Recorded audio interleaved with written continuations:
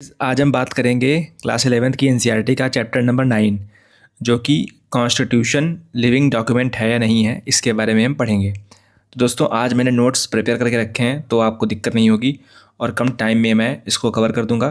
ठीक है।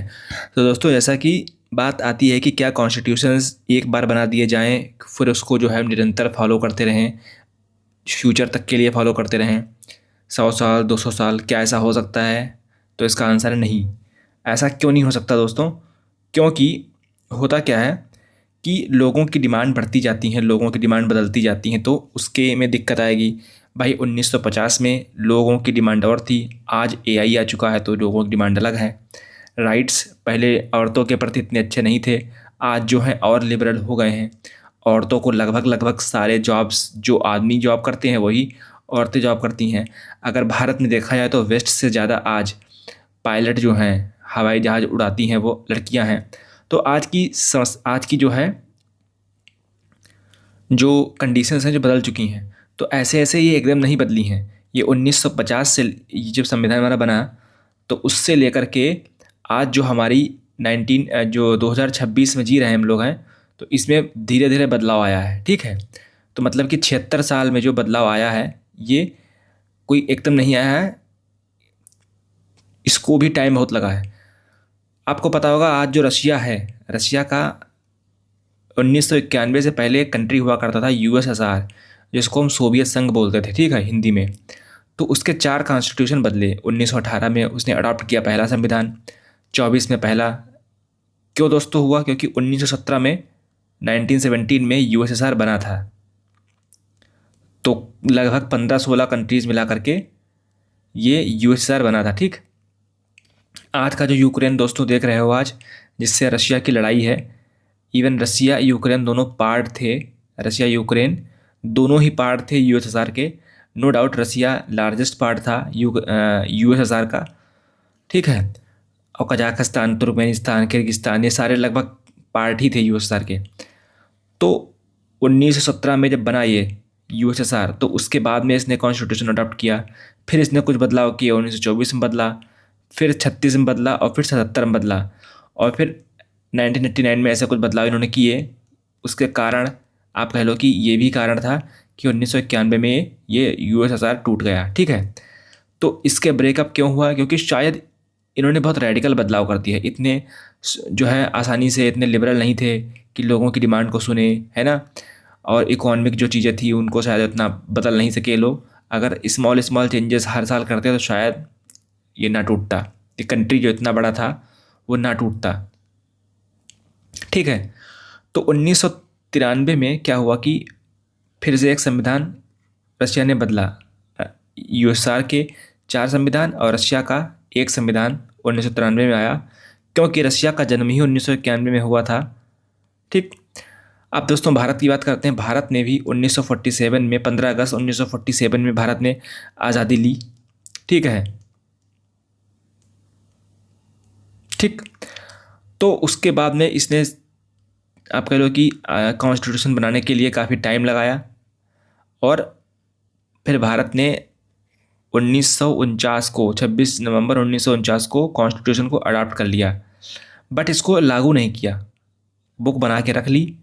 ठीक है। इसको बुक बना के रख ली, अडॉप्ट कर लिया कि हाँ ये हमारा संविधान रहेगा, बट इसको लागू नहीं किया, इन्फोर्स नहीं किया कि आज से हमारा देश, मतलब जिसे लागू, अडॉप्शन का मतलब क्या होता है कि हमारा संविधान बन गया, इसको सरकार ने लागू कर लिया, सरकार ने एक्सेप्ट कर लिया कि हाँ ये हमारा संविधान होगा। सभी मेंबर के सामने कह दिया कि भैया ये हमारा फ्यूचर में संविधान होगा। अडॉप्ट तो कर लिया कि क्या होगा, ये संविधान एक बुक थी, उसको अडॉप्ट कर लिया कि भैया जब भी फ्यूचर में हम कुछ ना कुछ अडॉप्ट जो है लागू करेंगे देश में तो यही होगी बुक। तो इस बुक को अडॉप्ट करने की डेट ये है, बट जो लागू करने की डेट है कि आज से हमारा देश इस पर्टिकुलर बुक के हिसाब से चलेगा, वो थी 26 जनवरी 1950 की तारीख। और संविधान जो था उसने कुछ कुछ चीज़ें ऐसी रखी कि समय आने पर फ्यूचर जनरेशन्स के लिए वो बदलाव कर सकें। ठीक है। मतलब कि अगर कल को उनको लगे 10 साल बाद, 20 साल बाद, 30 साल बाद, तो वो बदलाव कर सकें, है ना। तो ये एक चीज़ थी, इसलिए इंटरप्रिटेशंस में फ्लेक्सिबिलिटी रखी गई कि लेजिस्लेचर कल को जो है हमारी है, आपको बता रखा है मैंने, लेजिस्लेचर अगर कल को कोई बदलाव करेगा तो जुडिशरी, अगर उसको लगता है कि ये लेजिस्लेचर अपनी हदें पार कर रहा है तो जुडिशरी उसको काउंटर करने के लिए आ जाएगी।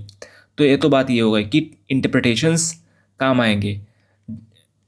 बिल के माध्यम से लेजिस्लेचर बोलेगा और जजमेंट के माध्यम से जुडिशरी बोलेगी, जैसा भी होगा वैसा आएगा। तो फ्लेक्सिबिलिटी रखी गई संविधान में कि अगर लगेगा तो हाँ बदलो आप। तो पॉलिटिकल प्रैक्टिस और प्लस जुडिशियल रूलिंग के हिसाब से, जैसा मैंने आपको बताया कि बिल के हिसाब से, रेजोल्यूशन के हिसाब से, आर्टिकल 368 के हिसाब से आप अमेंड कर सकते हो। बट वो अमेंडमेंट सही है नहीं सही है, जुडिशियल रूलिंग भी इसको तय करेगी। तो मैच्योरिटी दिखाई इन दोनों ने, एक तो पॉलिटिकल क्लास ने और जुडिशियल क्लास ने, दोनों ने मैच्योरिटी दिखाई है अभी तक 2026 तक कम से कम, कि हम फ्लेक्सिबल संविधान रखेंगे और भारत की जो जनरेशन्स हैं इनके जो हित में बात होगी उसको रखेंगे, ठीक है।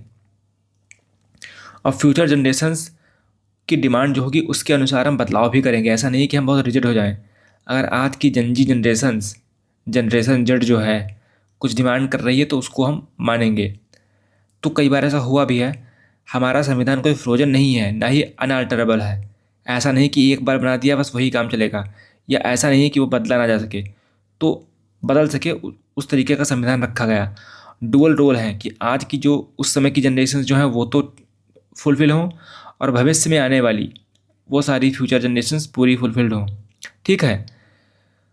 अगर कोई ऐसा संविधान में कोई बदलाव आ गया जो कि संविधान को खतरे में डाल सकता है तो उसके लिए संविधान ने कह रखा है कि हम ज़्यादा डिफ़िकल्ट वोटिंग पावर रखेंगे। कि मतलब अगर मान लो 500 MPs प्रेजेंट हैं, तो अगर कोई बहुत ऐसा संविधान में कोई बदलाव वो चाह रही है सरकार लाना, तो कम से कम 2/3 प्रेजेंट एंड वोटिंग, मतलब 500 में से अगर 400 लोग प्रेजेंट हैं तो 2/3 तो इनके चाहिए, फिर राज्यसभा के भी चाहिए स्पेशल में, और फिर हाफ ऑफ द स्टेट्स चाहिए, फिर इसको प्रेसिडेंट साइन करें, है ना, ये हो गया।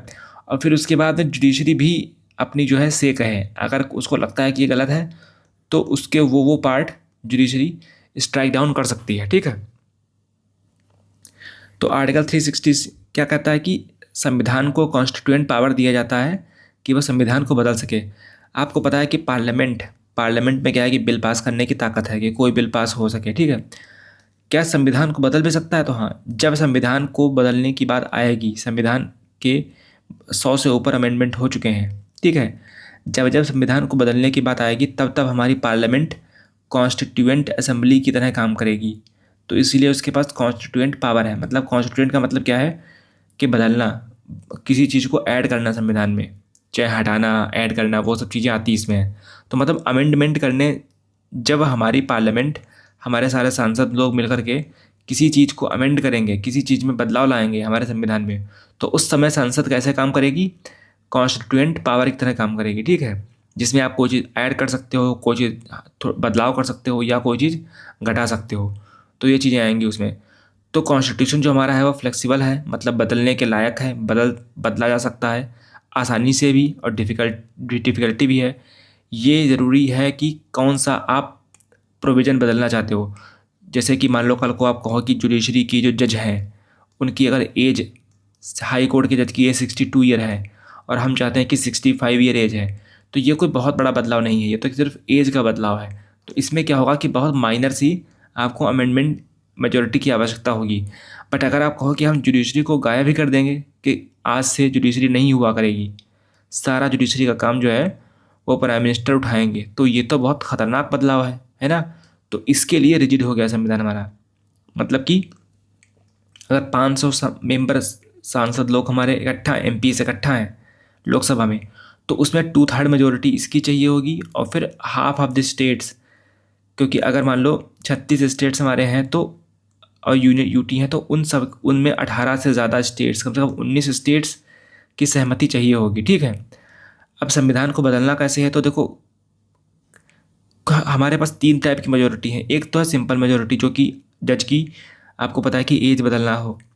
फिर है स्पेशल मेजोरिटी की दोनों हाउस से स्पेशल मेजोरिटी, मतलब 2/3 प्रेजेंट। अगर मान लो 500 सांसद हैं और 300 ही उस दिन आए, तो कितने हमारे सांसद होने चाहिए उस दिन? तो 300 × 2/3, मतलब 200 सांसदों की सहमति चाहिए। थे 500 सांसद, उन्हें टू थर्ड चाहिए, तो मतलब कि 500 सांसद थे, लेकिन उस दिन कितने आए? 300 केवल आए। और उन 300 में से आपको पता है टू थर्ड की मेजोरिटी मतलब कि 200 लोगों की सहमति चाहिए होगी। तो ये तो होना चाहिए, बट ये दोनों और plus half of the 50% strength से ज़्यादा है नहीं है, मतलब कि 543 सांसद हमारे पार्लियामेंट में होते हैं। तो इसका 55, इसका 50% होना चाहिए, मतलब कि 272 सांसदों का तो कम से कम होना चाहिए। तो यहाँ पर तो 200 ही केवल है, तो ये कट हो जाएगा। मतलब कि कुछ स्पेशल मेजोरिटी में क्या होता है कि जितने लोग प्रेजेंट हैं उतने तो चाहिए, उसकी मेजोरिटी चाहिए, वो तो ठीक है, बट 272 लोगों की भी चाहिए, मतलब कि 272 से कम पे काम नहीं चलेगा, है ना। तो इस तरीके की आप कुछ बात मान सकते हो। फिर एक होती है स्पेशल मेजोरिटी, बहुत ख़तरनाक लेवल की। उसमें क्या होता है कि स्पेशल मेजोरिटी ये वाली चाहिए होती है, जो ये जो डिस्कस कर चुके हम लोग हैं। इसके अलावा भी हाफ ऑफ द स्टेट्स, मतलब कि स्टेट्स में जाएगी और फिर वहाँ से आपको पास करवाना पड़ेगा, क्योंकि अगर 36 स्टेट्स मान लो हैं भारत में, 28 स्टेट हैं, 8 यूटीज़ हैं, और तो उसमें क्या होगा कि कुछ के पास लेजिस्लेचर हैं, तो वहाँ पर 3 के पास लेजिस्लेचर है, तो मतलब 31 जगहों से आपको पास करवाना पड़ेगा, मतलब कि 16 स्टेट्स और यूटी से आपको पास करवाना पड़ेगा सिंपल मेजोरिटी से। तो ये बहुत डिफ़िकल्ट मेजोरिटी है। तो सभी अमेंडमेंट जो है वो केवल पार्लियामेंट ही कर सकती है, स्टेट लेजिस्लेचर नहीं कर सकती, ठीक है। और स्पेशल मेजोरिटी दो टाइप की होती है, जैसे मैं आपको बता चुका हूँ कि 50% तो उस हाउस की जितनी स्ट्रेंथ है, जैसे 543 अगर हमारे सांसद हैं पूरे लोकसभा में, और मान लो उस दिन केवल 500 ही आए, मान लो सपोज करो, तो क्या होगा कि इसके 50% होने चाहिए, मतलब कि 272 तो इसके होने चाहिए परसेंटेज में, 272 मेंबर तो होने चाहिए, और 500 के टू थर्ड मेजोरिटी होनी चाहिए, है ना। तो मतलब कि आप समझ लो कि कितने होने, कि 272 से तो कम काम चलेगा ही नहीं, इसके ऊपर हों, और प्लस इसकी टू थर्ड मेजोरिटी हो, ठीक है। तो जो भी आप आए तो उसको कैलकुलेट कर लेना। बोथ हाउसेस का मतलब है कि राज्यसभा लोकसभा दोनों से अलग अलग पास करवाना आपको होगा, ज्वाइंट सेशन नहीं होगा, क्योंकि अदरवाइज़ लोकसभा में ज़्यादा मेंबर हैं, तो वो तो लोकसभा में 545 मेंबर हैं और राज्यसभा में 250 में 245 मेंबर हैं। ये दोनों मिलकर के क्या होगा कि लोकसभा में जो जिसकी मेजोरिटी होगी उसको फ़ायदा होगा। तो ऐसा नहीं चाहते हैं, इसीलिए लोकसभा से और राज्यसभा से दोनों से आपको अलग अलग पास करवाना होगा, ठीक है। ठीक। केस 2 है कि एक में अगर 400, यहाँ पे दो केस दे रखे हैं कि 543 हमारे सांसद हैं, जिसमें से 272 चाहिए होंगे। केस 1 यहाँ पे है, केस 1 है कि अगर मान लो 300 सांसद उस दिन प्रेजेंट हैं, बाकी के 243 मान लो कहीं घूमने चले गए या नहीं आए मान लो, ठीक है, एब्सेंट है, कोई बीमार है, कोई कुछ है, तो केवल 300 प्रेजेंट है। तो 300 प्रेजेंट का मतलब है कि इसमें से 300 लोगों में से 272 अगर साइन करेंगे तभी अमेंडमेंट हो पाएगा। अब सोचो 300 लोगों में से 272 लोगों की मेजोरिटी कितनी ज़्यादा इंपॉर्टेंट है ना। दूसरा केस ऐसा है कि 400 लोग आए। अब 400 लोगों में 272 जो है लेना कितनी आसान बात है, कि 400 में से 272 लेना कोई बहुत बड़ी बात नहीं है। तो जितने मेंबर प्रेजेंट होंगे ज़्यादा, उतना ही अमेंडमेंट करने में काफ़ी फ़ायदा होगा। हालांकि अगर रूलिंग पार्टी के हो तो ज़्यादा अच्छी बात है, अगर अपोजिशन का ज़्यादा होगा तो दिक्कत आ सकती है। इसीलिए सरकार करती क्या है कि जिस दिन जानती है कि हमें अमेंडमेंट करना है, तो उस दिन वो अपोजिशन पार्टी को बताती नहीं है ना। अदरवाइज़ वो लोग आ जाएंगे तो उनमें बाधा डाल देंगे। तो रूलिंग पार्टी चाहती है कि अपोजिशन पार्टी के मेंबर एब्सेंट रहें, वही अच्छी बात है। कई बार तो रूलिंग पार्टी घूस दे देती है, पैसा सा दे देती है सांसदों को, अपोजिशन पार्टी के कि तुम मत आना, आज हमें एक बिल पास करना है, तो ये भी चलता है, बैकडोर चलता ये भी है। अब ratification of half of the states मैंने आपको बता रखा है कि 50%, मतलब आधे से ज़्यादा स्टेट्स में आपको सिंपल मेजोरिटी से चीज़ पास करवानी होगी, ठीक है। ये मैं सिंपल मेजोरिटी क्या होती है मैं आपको बता चुका हूँ।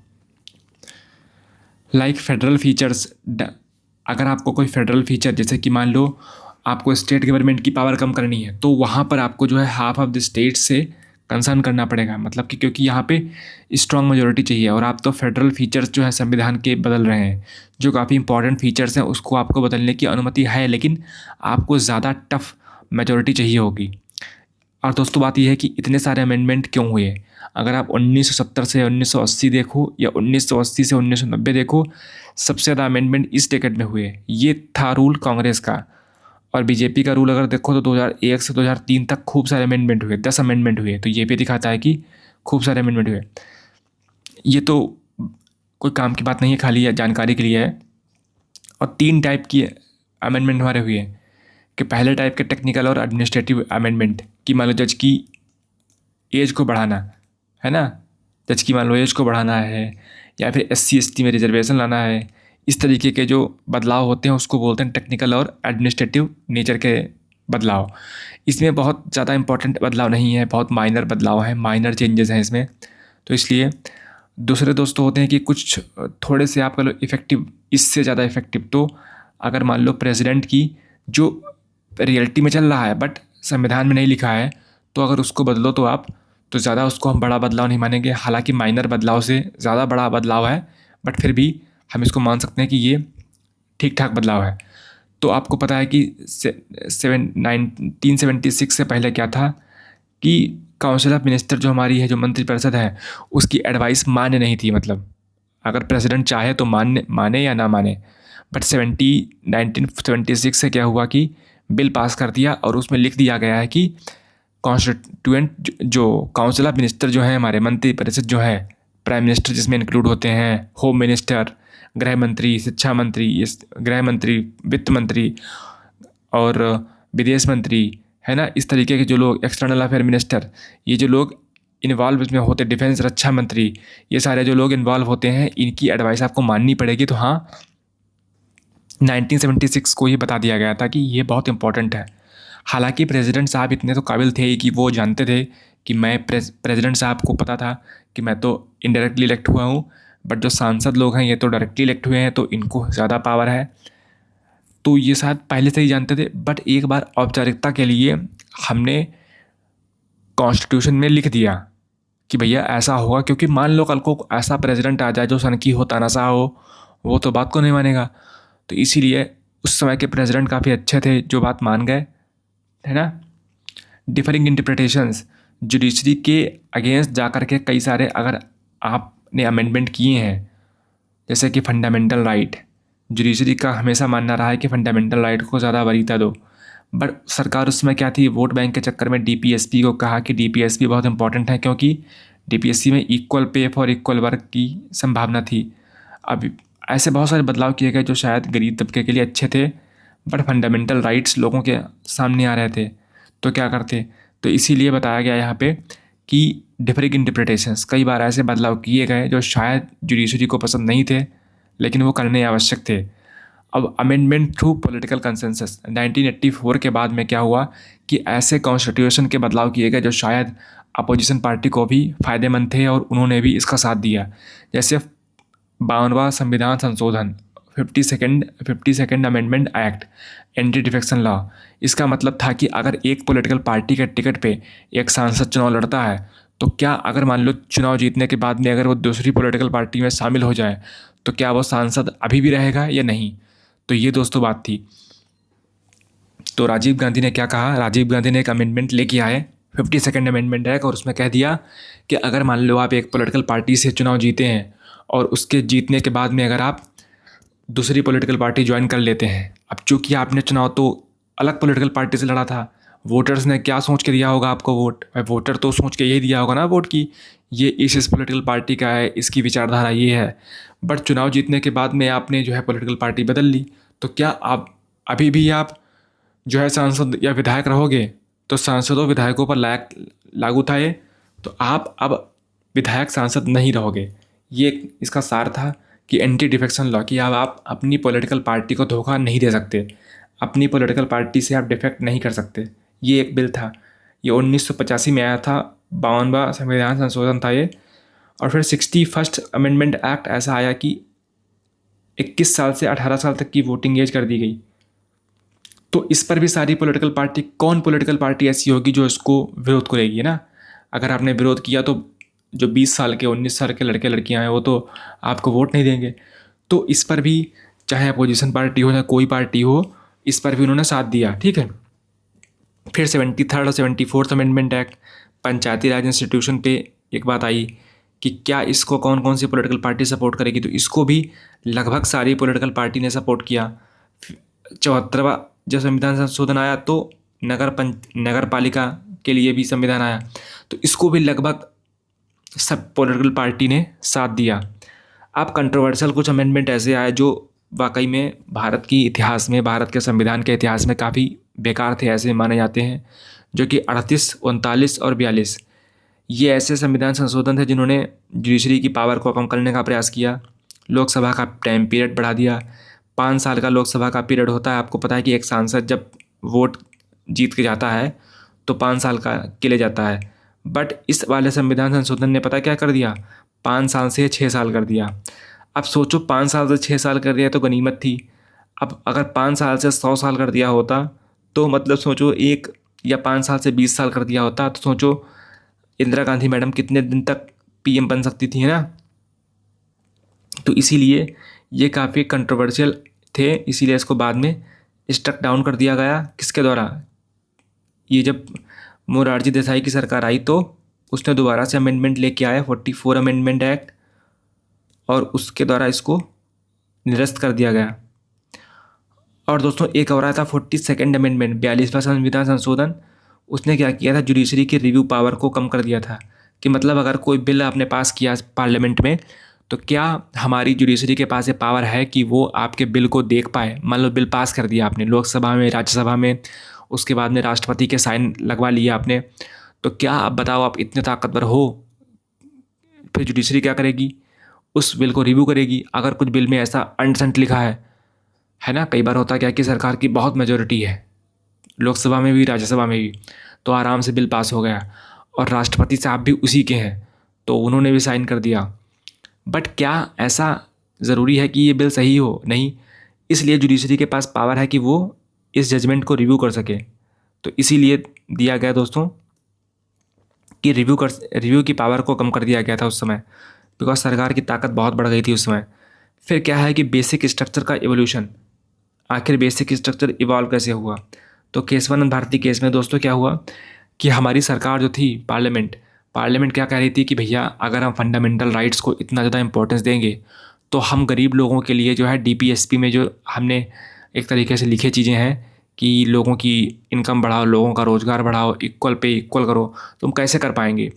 तो कहीं ना कहीं कुछ लोगों के फंडामेंटल राइट, जैसे राइट टू प्रॉपर्टी था, तो अगर हम राइट टू प्रॉपर्टी को इतना हम महत्व देंगे तो फिर लोगों को हम कैसे, एक तरीके से कैसे हम भूमि बांटेंगे? क्योंकि उस समय विनोबा भावे जैसे लोग, आप कह लो कि भूदान मूवमेंट चला रहे थे कि गरीब लोगों को जो है ज़मीन दो। क्यों? क्योंकि दोस्तों हुआ क्या था, 1947 से पहले ब्रिटिश सरकार के खिलाफ बहुत लोग प्रोटेस्ट कर रहे थे कि गरीब लोगों को, और राजाओं के खिलाफ भी प्रोटेस्ट कर रहे थे, राजाओं प्लस अंग्रेज़ों के खिलाफ प्रोटेस्ट कर रहे थे कि जो भारत की ज़मीन है इस पर सिर्फ आपका ही अधिकार नहीं है, इस पर अधिकार बहुत लोगों का है। तो सरकार से उन्होंने गुहार लगाई थी कहीं ना कहीं कि आप बदलाव करो। और हमारे जो लीडर थे, नेहरू जी हो गए या फिर आप कह लो पटेल साहब हो गए, इन्होंने प्रॉमिस किया था कि एक बार हमें मिलने दो आज़ादी, फिर हम बदलाव करेंगे, और फिर बदलाव ऐसे ऐसे करेंगे जिससे कि आपको काफ़ी सहूलियत होगी। बट हुआ क्या कि हमारे संविधान में क्या हुआ कि फंडामेंटल राइट्स दे दिए गए, प्रॉपर्टी के, लिबर्टी के, है ना, इस तरीके के, वो अच्छे भी थे। बट सबको प्रॉपर्टी के राइट देना और एब्सोल्यूट राइट देना कि प्रॉपर्टी नहीं छीन सकता कोई आपकी, तो ये कहीं ना कहीं, हालांकि वो अच्छी बात थी कि अगर मैं प्रॉपर्टी कल को बनाऊँ 100 बीघे मान लो अपनी मेहनत से, तो उसको अगर कोई छीन ले सरकार मान लो तो गलत होगा। भाई मेहनत से मैंने अपनी प्रॉपर्टी बनाई है, कमाई है इतनी, मैंने शायद कम खर्चे किए होंगे बेकार के, बेफजूल के, मैंने प्रॉपर्टी इतनी अच्छी खरीदी। अब सरकार का मन चाहा तो सरकार ने एक्वायर कर लिया, सरकार का मन चाहा तो सरकार ने हड़प लिया, वो ठीक नहीं है। तो इसी डर के मारे संविधान निर्माताओं ने राइट टू प्रॉपर्टी को फंडामेंटल राइट दिया था। बट हुआ क्या, कुछ साल बाद में जब गरीबी हमारे चरम पे थी, इंदिरा गांधी ने कहा कि गरीबी हटाओ मूवमेंट भी दिया था, तो कुछ लोगों ने डिस्कस किया पॉलिटिकल रैलीज में उस समय की, कि जो राजा लोग हैं जिनके पास हज़ारों लाखों एकड़ खेती है, उनसे जब तक हम छीनेंगे नहीं प्रॉपर्टी, भाई उनसे जब प्रॉपर्टी छीनेंगे जिसके पास हज़ारों एकड़ खेती है, मतलब जंगल से जंगल उनके ही जो है हक में है, तो कैसे आप करोगे? तो राजाओं से, जो कि एक तरीके से ब्रिटिश हुकूमत के चाटुकार थे, या आप कह लो कि चाटुकार नहीं भी थे, तब भी उनके बाप की प्रॉपर्टी थोड़ी न थी, वो तो जनता की प्रॉपर्टी थी। बट राजा, चूँकि अब राजशाही तो है नहीं, अब तो डेमोक्रेसी है। भारत ने आज़ादी के बाद में डेमोक्रेसी ले आया, और भारत के लोगों ने प्रॉमिस भी किया था कि आपको हम लैंड देंगे और आपका जीवन काफ़ी अच्छा होगा, लोगों में समानता होगी, सोशल जस्टिस होगा आपके साथ। बट लोग देख रहे थे कि एक तरफ राजा हैं जो ऐश की ज़िंदगी जी रहे हैं, और हम लोग गरीबी से मरे जा रहे हैं, है ना? तो सरकार ने कहा नहीं, हमको थोड़ा सा फंडामेंटल राइट जो है रोकना पड़ेगा लोगों का, कुछ लोगों का, और कुछ लोगों का फंडामेंटल राइट संवारना होगा। वो कैसे? कि एक अमीर की जब हम प्रॉपर्टी छीन के गरीब को देंगे, तब कहीं ना कहीं हमारे पास ये चीज़ आएगी कि हाँ, हम एक के फंडामेंटल राइट तो हम ज़रूर वायलेट कर रहे होंगे, उल्लंघन कर रहे होंगे, बट दूसरे का फंडामेंटल राइट हम दे रहे होंगे, और डीपीएसपी को हम फॉलो कर रहे होंगे। तो सरकार और जुडिशरी के बीच में हमेशा से तंगी रही है कि क्या हम फंडामेंटल राइट को फॉलो करें या डीपीएसपी को फॉलो करें। तो ये सरकार के और जुडिशरी के बीच में हमेशा रहा है। जुडिशरी का मानना हमेशा से ये रहा है कि फंडामेंटल राइट्स बहुत इंपॉर्टेंट हैं, क्योंकि फंडामेंटल राइट को प्रोटेक्ट करने के लिए ही हमारा सुप्रीम कोर्ट बना था। एक तरीके से सुप्रीम कोर्ट का मेन काम ही यही है कि फंडामेंटल राइट्स को प्रोटेक्ट करना, और पार्लियामेंट तो फंडामेंटल राइट पर ही एक तरीके से मौलिक अधिकार जो हमारा था, उसी पर आप समझ लो प्रहार कर रही है डीपीएसपी के नाम पे। तो कहीं ना कहीं न्यायालय को, हमारी जो जुडिशरी है, सुप्रीम कोर्ट, हाई कोर्ट, इसको कहीं ना कहीं डर लग रहा था कि आज सरकार ने ये बदलाव किया, कल हो सकता कुछ और बदलाव कर दे, तो इसलिए वो डर रही थी। तो ये दोस्तों एक बदलाव हमारे कहीं ना कहीं संविधान में रहा है कि आखिर कितना हम उसको अलाउ करेंगे, तो ये रहा है। तो इसीलिए सरकार ने कहा कि ठीक है, अब आप चूँकि इतना प्रेशर डाल रहे हो, तो हम क्या कर सकते हैं। तो सरकार ने कहा कि हम आपको सब कुछ बदलने दे देंगे, जो भी आप, क्योंकि आज जब फंडामेंटल राइट ही आप बदल रहे हो तो आप कुछ भी बदल सकते हो, बिकॉज फंडामेंटल राइट तो कोर में है। हमारे संविधान का मूल मंत्र ही यही है कि फंडामेंटल राइट्स, लोगों का मौलिक अधिकार, है ना। तो जुडिशरी ने आकर कहा कि आप सब कुछ बदल सकते हो, बट बेसिक स्ट्रक्चर आप नहीं बदल सकते। अब सरकार ने पूछा ये क्या है, बेसिक स्ट्रक्चर क्या है? तो सरकार ने कहा ये हम बताएंगे आपको। बेसिक स्ट्रक्चर क्या है ये हम टाइम पर आपको बताते रहेंगे। ये वो चीज़ें हैं, प्रिंसिपल्स ऑफ नेचुरल जस्टिस, जैसे इक्वालिटी हो गया, फ्रीडम हो गया, समानता का अधिकार हो गया, इस तरीके की जो अच्छी चीज़ें हैं, बेस्ट चीज़ें हैं जो ह्यूमन बीइंग के लिए इम्पॉर्टेंट हैं, वो सारी बेसिक स्ट्रक्चर में आती हैं। और जिस भी आर्टिकल में ये चीज़ें रिफ्लेक्ट होंगी, हम उस आर्टिकल को प्रोटेक्ट करेंगे। अगर सरकार ने उसको उल्लंघन करने का प्रयास किया तो हम उस बिल को या उस एक्ट को स्ट्राइक डाउन कर देंगे, उसको हम नल एंड वाइड, उसको हम गलत ठहरा देंगे, ठीक है। तो ये कहीं ना कहीं किया। तो सरकार ने बेसिक स्ट्रक्चर से क्या साबित कर दिया कि हम पार्लियामेंट की पावर को लिमिट करते हैं, कि आप सब कुछ नहीं बदल सकते हो। आप बदल सकते हो, जो भी चाहो बदल दो, लेकिन सब कुछ बदल दो ये ठीक नहीं है ना। अगर किसी आर्टिकल में फिलॉसफी लिखी हुई है कि ये ह्यूमन बीइंग के लिए बेकार बात है, तो बदलो आप। लेकिन जो भी आर्टिकल ह्यूमन बीइंग के लिए अच्छा है ना, तो वो अच्छी बात है, तो जुडिशरी उसको प्रोटेक्ट करेगी। आप कोई भी बदल सकते हो कुछ भी चीज़, ठीक है। जुडिशरी ने कहा कि हम फाइनल अथॉरिटी हैं, हम बताएंगे कि बेसिक स्ट्रक्चर क्या है और क्या नहीं। तो बेसिक स्ट्रक्चर की थ्योरी को ने ये साबित कर दिया कि हमारा संविधान एक लिविंग डॉक्यूमेंट है, कि हमारा संविधान अभी भी सांस ले रहा है, और ये सांस को कौन नापता है? जुडिशरी। क्योंकि हमारा संविधान क्या है क्या नहीं है, इसकी फाइनल अथॉरिटी किसके पास है? हमारे सुप्रीम कोर्ट के पास है, हाई कोर्ट के पास भी है बेसिकली, बट चूँकि हमारे पास हाई कोर्ट के ऊपर सुप्रीम कोर्ट होता है, तो अक्सर हम सुप्रीम कोर्ट का नाम लेते हैं, ठीक है। 2000 दोस्तों, 2000 सन 2000 में, आज 2026 है, 26 साल पहले एक मामला आया कि जस्टिस वेंकटचलैया के नेतृत्व में हमने एक कमीशन बनाया, और हमने ये रिव्यू किया कि क्या संविधान अच्छे से वर्क कर पा रहा है या नहीं कर पा रहा। अगर नहीं वर्क कर पा रहा होगा तो शायद इसको बदल देंगे। ऐसा पॉलिटिकल पार्टीज़ ने, बाकी अपोजिशन पॉलिटिकल पार्टीज़ ने सोचा कि आखिर रिव्यू संविधान को क्यों करना चाहते हो आप, क्या इसको बदलने वाले हो आप? तो अगर ऐसा है तो फिर उन्होंने क्या किया, उन्होंने इसी शक से, उनको शक था कि सरकार बदल देगी, क्योंकि उस समय बीजेपी की सरकार थी 2002 में, 2000 के आसपास में अटल बिहारी वाजपेयी प्राइम मिनिस्टर थे। तो अपोजिशन पार्टी ने क्या किया, उसको बायकॉट कर दिया, इस कमीशन को बायकॉट कर दिया और कहा कि ये हमारे बेसिक स्ट्रक्चर को ख़तरे में डाल देगा। तो ये था बेसिक स्ट्रक्चर का महत्व। और सुप्रीम कोर्ट ने दोस्तों काफ़ी जजमेंट दे रखे हैं, इवन वो जजमेंट जो है कहीं ना कहीं कॉन्स्टिट्यूशनल अमेंडमेंट बन गए हैं, लेकिन वो फॉर्मली अमेंडमेंट नहीं है, बट उसको सबको मानना पड़ता है। क्या है, सुप्रीम कोर्ट ने दोस्तों कहा है कि 50% से ज़्यादा रिजर्वेशन नहीं हो सकता। कि मान लो सरकार ने कोई वैकेंसी निकाली जिसमें 2000 वैकेंसी हैं, तो रिजर्वेशन के थ्रू आप केवल और केवल 1000 वैकेंसी ही फिल कर सकते हो। 1000 वैकेंसी आपको नॉर्मल रखनी पड़ेगी ताकि कोई भी इसमें जॉब कर पाए। हाँ, 1000 वैकेंसी तक आप रिजर्व कर सकते हो। हालांकि ये लिमिट आज ब्रीच हो चुकी है, बट ये एक इम्पॉर्टेंट ऑब्जर्वेशन था कि कुछ टाइम के लिए जुडिशरी ने ये स्टेप लिया तो कम से कम। और सरकार ने कहा क्रीमी लेयर, मतलब कि जो भी रिजर्व कैटेगरी हैं उनमें भी जो पैसे वाले लोग हैं, जैसे SC ST हैं, उनमें बहुत जो अमीर लोग हैं उनको इसका लाभ नहीं मिलेगा। इस तरीके का कुछ प्रावधान था। ठीक है, तो जुडिशरी ने क्या किया, इनफॉर्मल अमेंडमेंट कर दिया बिना किसी अमेंडमेंट के। तो right to education, right to life, right to liberty, ये सारे राइट हैं जो कि सरकार, जो हमारी जुडिशरी है, वो हर कुछ महीने में इन पे कमेंट्री करती रहती है। कहीं ना कहीं इस पर बात आई जाती है। और आर्टिकल 21 जो है, जुडिशरी ने उसको रबड़ की तरह खींच के इतना बड़ा कर दिया है कि आप उसको मिनी कॉन्स्टिट्यूशन बोल सकते हो। लगभग उसमें सारी चीज़ें आ गई हैं। और अंबेडकर साहब ने दोस्तों कहा था कि आर्टिकल 32 सबसे इम्पोर्टेंट आर्टिकल है हमारे संविधान में, बट जुडिशरी ने क्या किया है कि आर्टिकल 21 को इतना खींचा है कि अगर आप कंपेयर करोगे आर्टिकल 21 को आर्टिकल 32 से, तो आप पाओगे कि आर्टिकल 21 ज़्यादा इम्पॉर्टेंट है। अमेंडमेंट दोस्तों क्या शो करते हैं, जो हमारे अमेंडमेंट 100 से ऊपर अमेंडमेंट हमारे संविधान में हो चुके हैं, इसका मतलब क्या है कि ये चेंजिंग रियलिटी को दिखाते हैं कि आज जो हमारी जनरेशन्स हैं इनके क्या डिमांड है, क्या इनकी एस्पिरेशंस हैं, इसको वो दिखाते हैं। तो इसलिए अमेंडमेंट काफ़ी ज़रूरी है। और हम अपने संविधान में इतनी आसानी से, इतने टफनेस के साथ, कभी कभी आसानी चीज़ें होती है, कभी कभी बहुत कठिन होता है, तो हम बदलाव कर पाते हैं, ये अच्छी बात है। अदरवाइज़ हमारा कॉन्स्टिट्यूशन बेकार रद्दी हो जाएगा और शायद हमारे लोगों की ग्रोथ नहीं हो पाएगी। तो कंट्रीब्यूशन जुडिशरी की बहुत सारी हैं, है ना। तो दोस्तों थैंक यू गाइस, इतना ही आज के लिए। मिलते हैं नेक्स्ट वीडियो में। और हमारी पॉलिटी की जो NCERT थी, जो काफ़ी इंपॉर्टेंट, ये सारी कवर कर चुकी हैं हम। दोस्तों बता दें आपको कि हमने 1 to 10 चैप्टर ख़त्म कर दिए हैं।